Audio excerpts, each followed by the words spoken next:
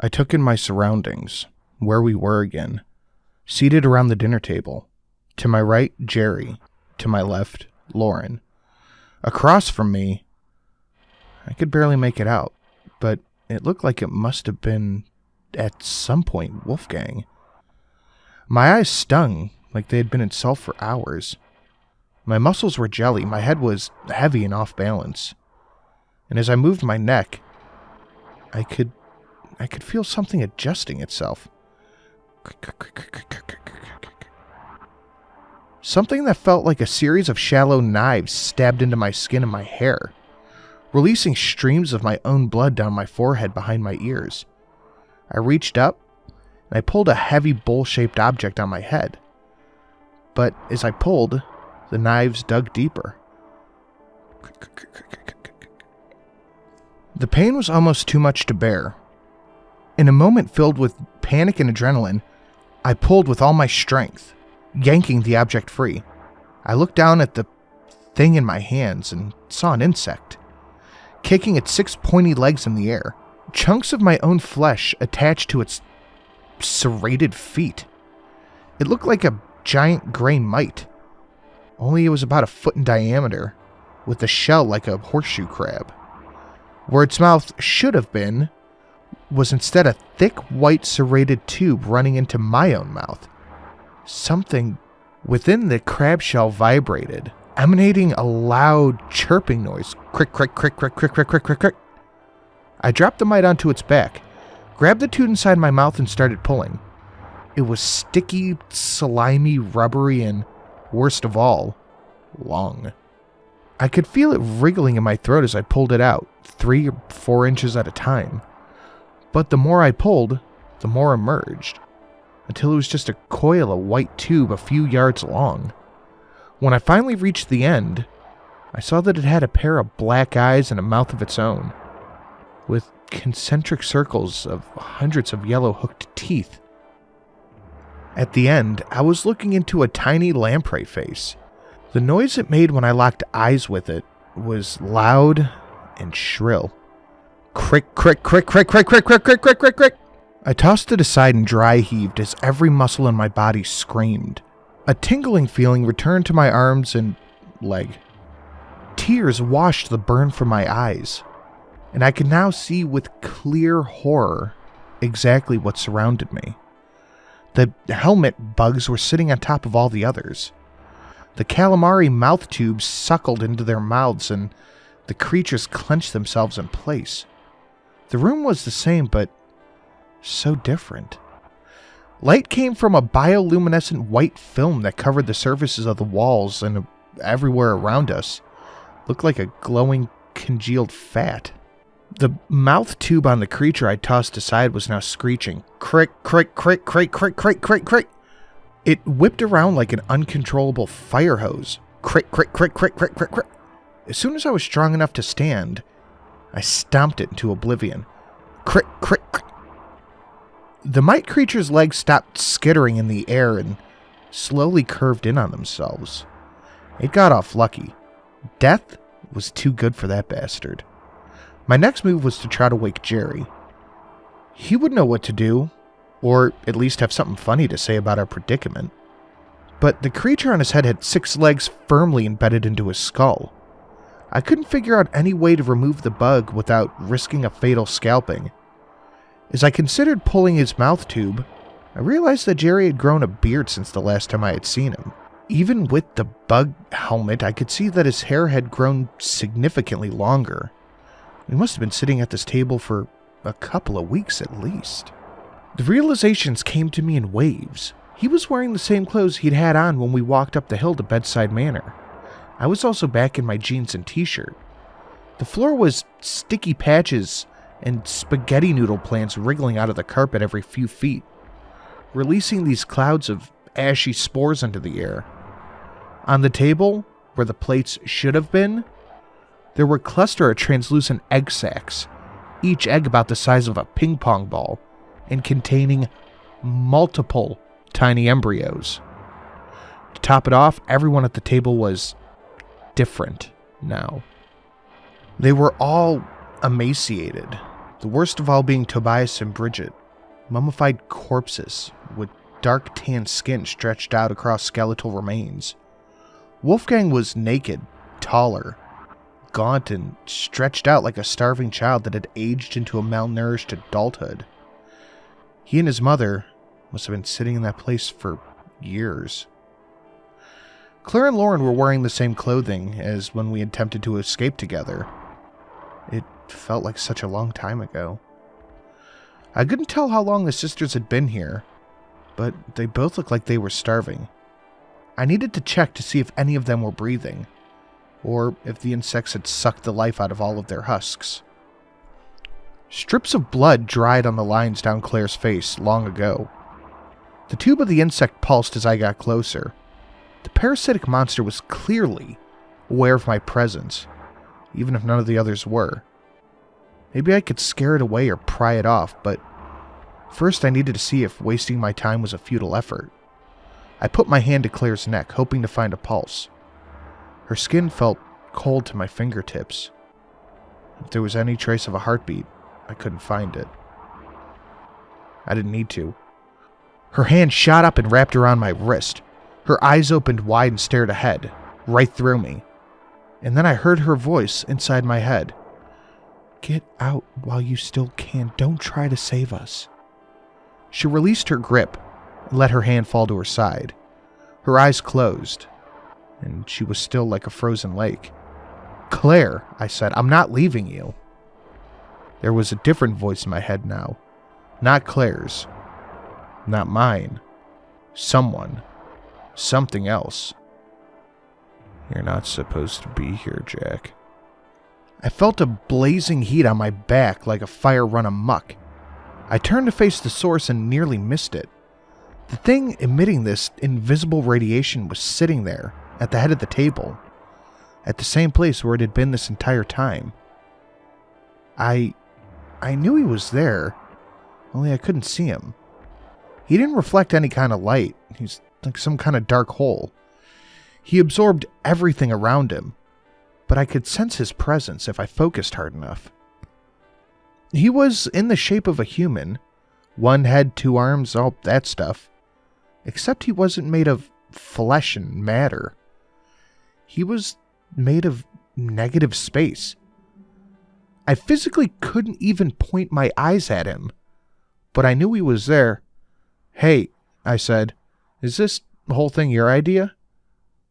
"Yes," he said back in a voice that sounded like a hiss of steam.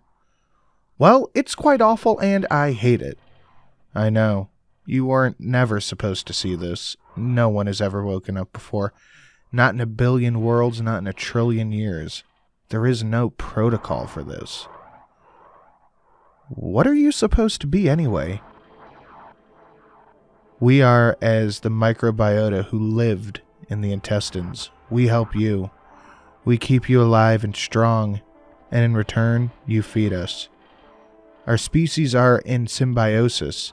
We wish you no harm." "Oh, really?" I said, wiping fresh blood out of my brow. "You could have fooled me. What with all the death and torture and everything." "We survive off the emotion and energy you throw away. Excitement, fear, love, hate, it all tastes the same. When our hosts allow it, we sow euphoric sustenance. But if our host tries to starve us, we make darker withdrawals in the name of survival. Surely you understand." "Understand my dick!" I screamed. This negative void entity was really starting to piss me off. "Perhaps," the voice said with some hesitation, "a compromise would be in order." For a brief instant, I felt a flicker of hope. The entity running this nightmare wanted to come to the proverbial table. Gods don't need to negotiate, do they? The fact that it was willing to bargain could only mean it knew I was capable of harming it. I just had to figure out what it was afraid of. "Compromise, huh?" I looked around the room. "Well, you could start by letting all of us go. Maybe adding in a new car." "That is not possible." "I'd settle for an old car." "You may leave this place, and you may take one of the other players with you. Choose well. for this is the only chance you get. It made sense. The game needed to continue, no matter what the cost. These creatures survived for years without me or Jerry, but their nest had reached max capacity with 6 hosts. If any more than 2 of us left, there wouldn't be enough to feed the brood. I wasn't going to lose any sleep over leaving Wolfgang to dream it out forever, but running away wasn't much of an option either. I looked at Jerry, then turned to Claire. Her words echoed in my mind. Get out while you still can. Don't try to save us. This wasn't fair. I had beaten the game. I had escaped. And this is my reward? Another impossible moral dilemma? Even if I did make a deal to rescue the other person, or even if I stayed behind so Claire and Jerry could both get out, I would just be delaying the Void's plans. 2 other poor suckers would replace the empty roles, and then the game might actually get played. Then, whatever the next step was supposed to be, I'm still not completely sure what they were planning. There was only one real option. Everything else was merely a distraction. I had to stop the game for good. I didn't know how, but if there was one person in the world that could fuck shit up enough to save the day, it was Jerry. I walked over to where he sat and grabbed the fleshy umbilical cord connecting him to the bug on his head. With both hands, I began yanking it out of Jerry's throat. Stop that, commanded the entity at the head of the table. He didn't like what I was doing. That was a sign I was on the right path. The thing wriggled in my hands as I removed it inch by inch. It was a yard long when I finally managed the sound of a glugh. The head of the creature popped out of Jerry's mouth, recoiled to my face, and then screeched, crick, crick, crick, crick, crick, crick, crick. Jerry's eyes popped open. He gagged, sputtered, and looked around and said, "What in the holy name of Xenu?" The wormy tentacle whipped out of my hands and darted for Jerry's mouth again, like a moth to a lamp. Considering how many benders I'd seen him recover from, it shouldn't have been a surprise how quick his reflexes returned to him after regaining consciousness. Without even taking the time to panic, he punched the creature in its tiny face and said, "At least buy me a drink first." "Jerry," I yelled, "no time to explain. We've been tripping and deep-throating monster juju this whole time." He looked at the others in the room, at all the bugs latched onto their heads. With a grossed-out expression, he put a hand to his own head and felt the creature there. "Quick!" he yelled, reaching into his pocket to pull out a metal lighter. "Grab the prehensile proboscis, Jack." "I don't know what that means." "The tiny teethy tube. Jesus, Jack, learn context clues." I grabbed the tiny teethy tube out of the air. It wriggled and fought back. I dodged its snapping teeth as Jerry worked the lighter for a few flicks, but eventually, he managed to catch a steady flame. When he held it under the bug's shell, crick, crick, crick, crick, crick, crick, crick, it screeched in my hands. The body portion detached from Jerry's head and kicked the lighter out of his hand. It jumped away. As soon as it was loose, I swung it around in the air and gave it my best hammer throw into the wall. "Enough," shouted the Void. "I command you to stop." Jerry pointed at the entity at the head of the table, turned away momentarily to vomit on the floor, and then asked, "What is that thing?" "I don't know, something stupid." It seemed to rise like it was standing or growing. "There are 8 billion hungry mouths waiting to be fed. You cannot stop all of us." Jerry picked up his chair and flung it at the Void. "Try me, bitch." The Void disappeared with the sound of a crack, like thunder. The voice still lingered. "You will end this senseless violence, or else we will not be kind the next time we put you back in the game. Your whole species will be to blame when they wake up in a hellscape." I heard a noise that nearly stopped my heart. An avalanche of stabs. I turned around to see hundreds of the insectoids crawling through the door, skittering toward us on 1,000 feet, emerging from the fat on the wall, burrowing out of holes in the floor, crawling across the ceiling. Most of them were smaller than the ones that grabbed onto us. Fresh hatchlings, bodies the size of coins and mouth tubes as long as rulers. They covered every inch of the floor, climbing over one another, flowing toward us, reaching out with their lamprey mouths, screeching that terrible noise. Jerry jumped onto the table, grabbed my hand, and hoisted me up. They expanded to the walls and began to cover the white bioluminescent film. The room grew darker and darker. "All right," Jerry said. "Don't panic. I have a plan. First, I'm going to jump onto the chandelier and swing across the room." He didn't finish what he was saying. One of the legs of the table broke under our weight. We toppled off the top of it and slammed into a pile of hatchlings at Bridget's feet. I stood up and wiped the bug goo off my shoulder. Then I jumped onto the chair with Bridget. Now that I was close, it was hard not to see what the creatures had done to her. Her hair was long and gray, her clothes worn down to tatters. Her jerkified skin clung tightly over the bone like it had been vacuum sealed. And, in the dim light, I could easily see her pupils bouncing around rapidly, back and forth behind her closed eyelids. She may have been sucked dry, but these insects were keeping her alive, somehow. I couldn't focus on that, though, not right now. An idea struck me. I pointed at Tobias's shriveled husk and shouted, "Jerry, weapon!" Jerry didn't miss a beat. He sloshed through the puddle of insects and grabbed Tobias's skeletal arm. He put a foot against the man's torso and said, "Sorry, T-Bone," before ripping the limb free from its socket with a sickening thwack. One of the adult insects leapt through the air. Jerry punted it across the room with Tobias's arm. "I meant his gun!" Oh, Jerry dropped the arm and bent down, ripped the fabric of Tobias's decaying pants and picked up the gun where it had settled on the floor by his ankle. The bug spread up his arms and legs. An army of the little bastards were stabbing their way up Bridget's chair onto my leg as well. There were too many. We would have never been able to kill them all. But for the briefest moments, I considered begging Jerry to just shoot both of us. But then Jerry pointed at the cluster of eggs on the wall and fired. The sound of the gunshot in the tiny room was loud, but the reacting screams of hundreds of shrill, otherworldly monsters was nearly deafening. The walls reverberated from the collective hissing. All of them together flowed away from the noise. They dropped from my clothes and my skin and ran back into their holes in the walls and the floor. They retreated en masse.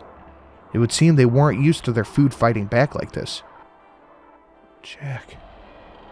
The voice was weak. I turned my head to see Claire. Her eyes were unfocused.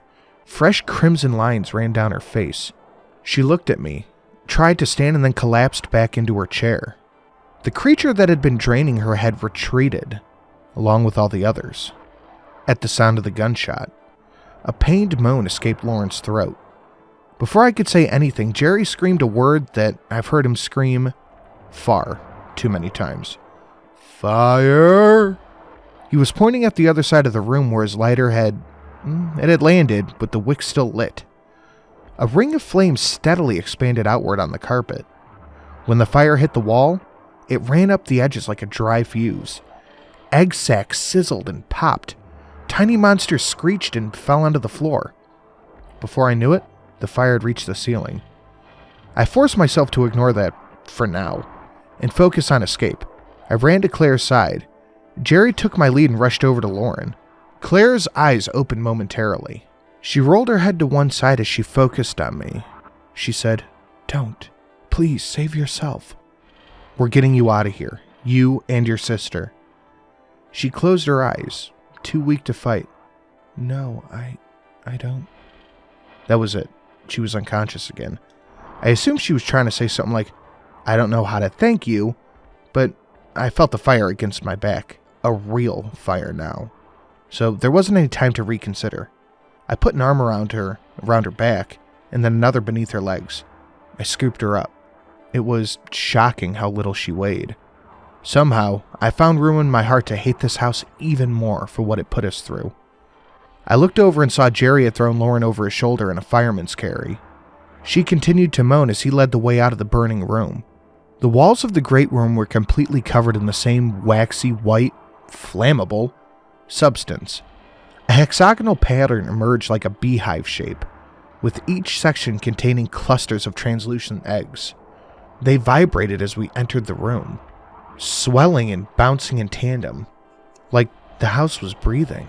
A pair of mites, both the size of English mastiffs, crawled down the wall on either side of the front door. Their tube appendages were as thick as elephant trunks. "Wait," commanded the creature closest to us. The same crepitating voice that Maggie had used when she invited us into the manor all that time ago. You can't go. It's dangerous out there. Another voice entered the room. A man's voice. This one sounded like Nathaniel. It sounded like it was coming from the other creature. I believe now would be an excellent time for us to come together and work as a team if we're to solve the mystery of Bedside Manor. Jerry took aim and fired at the one that sounded like Maggie. Its hind exploded in red goo, prompting the other monster to dive onto the ground and burrow into the crack. Jerry pointed the gun at the floor. That thing could be anywhere now. Jack. Claire's voice was in my head. She was weak and losing a lot of blood. I looked at her as she struggled to tell me something. I don't have a... What are we waiting for? Jerry blurted out. He moved for the door. I followed. Whatever Claire needed to confide in us, she could wait till it was outside. We hit the door. We came out on the other side. We kept running. It was the middle of the night, the only light coming from the full moon. The air was humid and full of cicada screams. We kept running until we were halfway down the driveway. Then I stopped. I needed to help Claire. I needed to stop the bleeding. I laid her down on the grass and started searching my pockets for something to help. Sunscreen, trail mix, useless. Lauren sounded like she was coming too, with a gnarly hangover. Jerry let her down. She instantly went to her knees. He didn't even hesitate to pull off his shirt and start ripping it to bandage threads. I took the fabric and wrapped it around Claire's head. I tried to wake her up while I tended to her older sister. Claire, can you hear me? I repeated myself a little louder. Claire, can you hear me? Her eyes opened, focused on mine. Lauren staggered to our side and Claire began to speak. Where are we? Awake, I answered, hoping with every bit of hope that it was the truth. Damn, Jerry said. I turned around to see what he was looking at. The manor. The flames grew quickly. Heavy smoke billowed from the windows. The unearthly screeching succumbed to silence. Before I knew it, the house was entirely aflame. Fire lapping at the underbellies of the clouds. Should we keep running? I said at last. No, answered Lauren. We need to make sure none of those things get out. Nobody voiced any objections. After everything we'd been through, we were all so tired. It felt good to sit back and watch the house die. Once Lauren and Claire were able to walk again, we left the manor for the last time. As soon as we hit the front of the property, we saw the car graveyard on the other side of the road. It was hidden in plain sight. A huge field with at least 20 different vehicles parked haphazardly. Most of them with all the doors open. Some, it seemed, had been rusting away for decades. At the very back, I found my shitty little Nissan. Who parked this here? I asked. But as soon as the words came out of my mouth, I remembered. The bandaged memory had fallen out of place. I was no longer under the spell. We parked here. On purpose. Jerry saw the house and thought it might be smart to leave our car and check it out. It seemed like a good idea at the time. I shook my head. There was another conflicting memory taking up the same spot. We broke down a mile down the road and walked over here to use the phone. There weren't any other cars. My head throbbed. I was getting a migraine from all the record books. I still can't tell which one of these memories was real, if either one. The engine started right away. Jerry offered to drive. I gave Lauren shotgun while Claire and I took the back seat. We sped away from that place as fast as Jerry could take us. Only when we were a few miles away did I dare quit looking out the back window. It was gone. Done. Behind us. I finally let myself look away. I found Claire staring at me. What was it you were trying to tell me earlier? I wondered. I received an answer to my question before I could even ask it. Jack, she said softly, I don't have a sister. I turned my head to see Lauren leaning back in her seat, looking right at me. I felt a familiar buzzing energy run down my spine. She smiled and winked.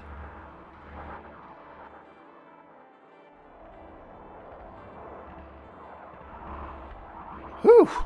That was a fucking... God, this... Guys, buy this book.